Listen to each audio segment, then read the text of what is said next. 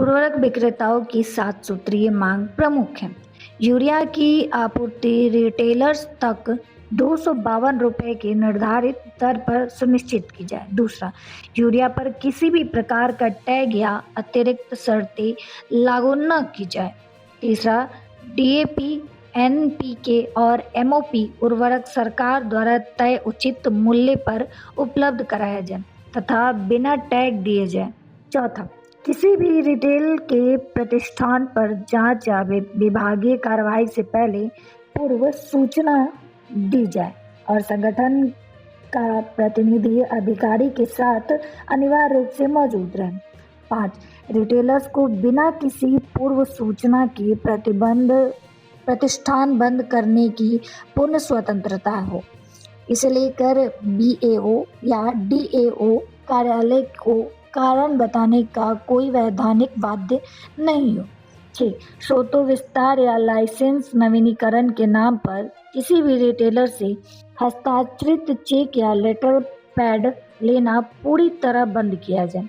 ऐसा करने वाले थोक विक्रेताओं पर लाइसेंस रद्द करने की कार्रवाई हो। 7. 2018 से लंबित 50 रुपये प्रति टन पास सेल प्रोत्साहन राशि का तत्काल भुगतान कराया जाए। संगठन के अनुसार इससे प्रत्येक रिटेलर का लगभग 4 से 5 लाख रुपए का बकाया बनता है।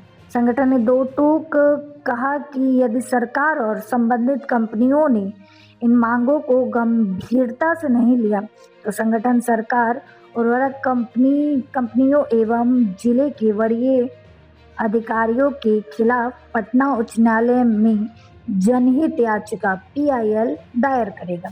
प्रमंडलीय उपाध्यक्ष मिराज अहमद ने कहा कि उर्वरक विक्रेता और किसान ही इस संगठन की रीढ़ है। उनके सम्मान और अधिकारों से कोई समझौता नहीं होगा।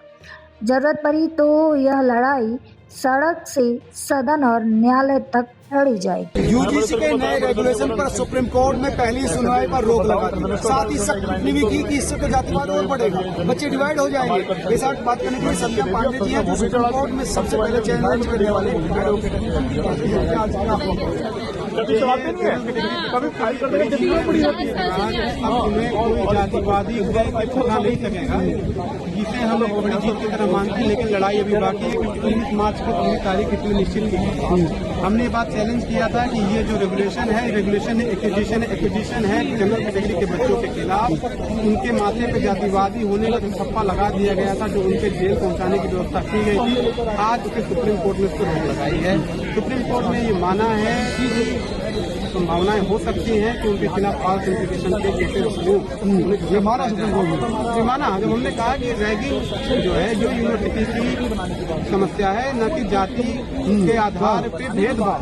यूनिवर्सिटी में रैगिंग एक सर्वमान्य समस्या है। यूनिवर्सिटी में कॉन्सेप्ट होता है सीनियर और जूनियर का। यूनिवर्सिटी में कॉन्सेप्ट ये नहीं होता कि कौन किस जाति का है, कौन किस जाति का नहीं है। अच्छा, ये बात रखी आपने? जी, हमने रखी। हमने कहा कि किसी के माथे पे थोड़ी लिखा है कौन किस जाति का है। भाई, आप यूनिवर्सिटी कैंपस में प्रवेश करते हैं, अगर आप नए हैं, आप जिस तरीके से चीजों को देखते हैं, लोगों को पता चल जाता है आप फ्रेशर हैं, फिर आपकी रैगिंग शुरू होती है। अगर आपका रैगिंग करने वाला आपका सीनियर गलती से SC ST OBC निकल गया, आपकी रैगिंग हुई, आपकी प्रताड़ना हुई, आप इस डर से नहीं कहीं कहने जाएंगे क्योंकि आपके अगेंस्ट काउंटर केस हो सकता था कि इन्होंने हमारे साथ कास्ट और रैगिंग का मामला और बढ़ेगा। रैगिंग जनरल कैटेगरी के बच्चों को कॉलेज छोड़ना पड़ता क्योंकि वो सबसे इजी टारगेट होते, वो कहीं कंप्लेन नहीं कर पाते, कहीं शिकायत नहीं कर पाते, और अगर वो शिकायत करते तो उनका एक ठिकाना था जेल। क्योंकि मैंने ये बताया कि हमारी इसी सरकार ने एंटीसिपेटरी का प्रोविजन खत्म कर दिया है। और अगर रेगुलेशन लाया भी तो उसमें इन्होंने जो जनरल क्लास को अलग से पहले से ही एक्यूज मान के रखा है, वो उन्होंने पहले से जिन्होंने कहा कि वो दबाए गए। एक बड़ा इंटरेस्टिंग कानून था अंग्रेजों के समय में, क्रिमिनल ट्राइब्स एक्ट करके। उसमें अंग्रेजों ने ये प्रिजम्पशन किया था कि अगर कोई व्यक्ति पर्टिकुलर कास्ट का है तो वो अपराधी है। और वो सेम रिपिटेशन ये आजाद भारत में हो रहा है कि अगर कोई व्यक्ति जनरल कास्ट का है तो वो डिस्क्रिमिनेशन कर सकता है।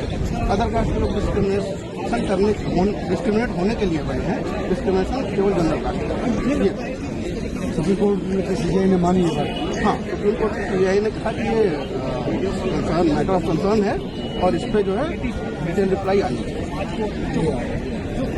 बस इस पर इतना ही कहूँगा कि स्टूडेंट हमेशा एक स्टूडेंट रहना चाहिए, जातिगत समीकरण नहीं बनना चाहिए किसी प्रकार का। और इस कानून के बाद अगर देखा जाए तो कहीं ना कहीं जातिगत समीकरण बढ़ता ही, कम नहीं।